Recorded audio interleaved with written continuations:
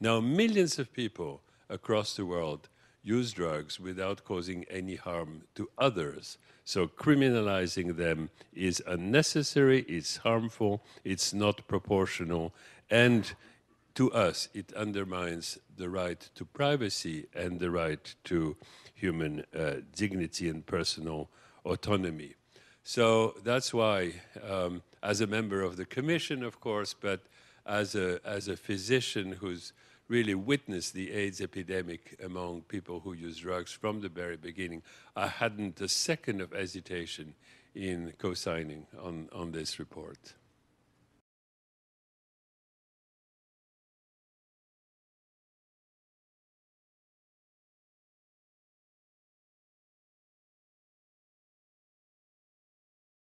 United Nations and World Health Organization call for drugs to be decriminalized.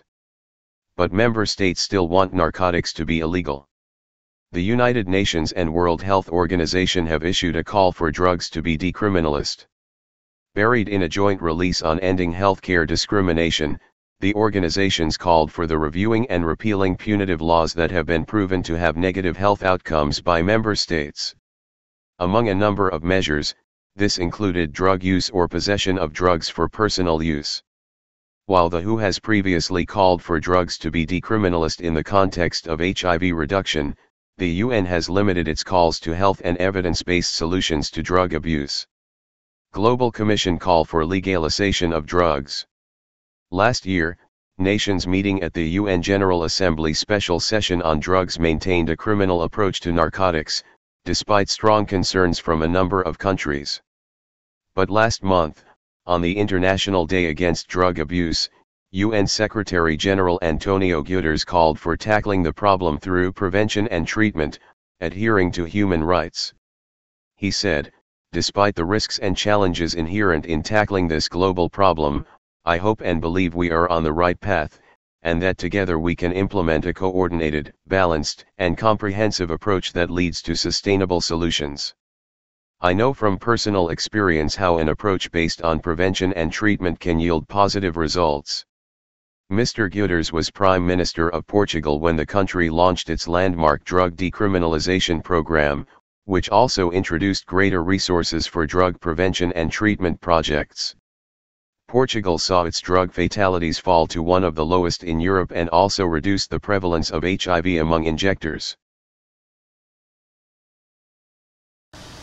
Hey Charlotte County, this is Charlotte County COPWATCH, and I wanted to explain what fair use is.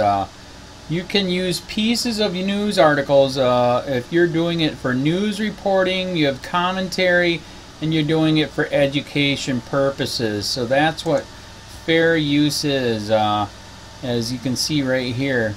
Another reason why I wanted to make this video is to let you know I have just joined with Patreon. A nice thing with Patreon, I make no money on YouTube. They took the money away years ago, and so this is another way to give, and it's a nice thing too because you can give monthly.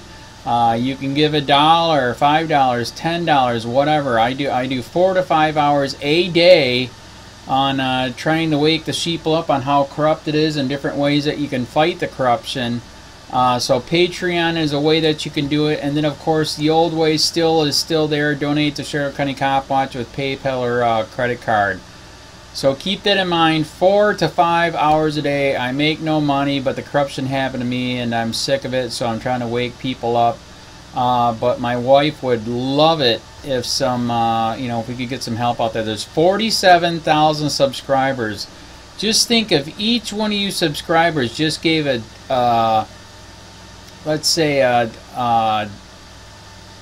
actually yes, $1 a month. 47,000 subscribers gave $1 a month. That would be awesome. That's not going to happen. But anyways, that would be great if it did happen. But do the math in your head. Just think about it. Like I said, 4 to 5 hours a day. I get no money from YouTube. YouTube has gone nuts. You can't do anything anymore. They're taking the money away everywhere. So these are a couple different ways that you can still help out with all this time that I put in.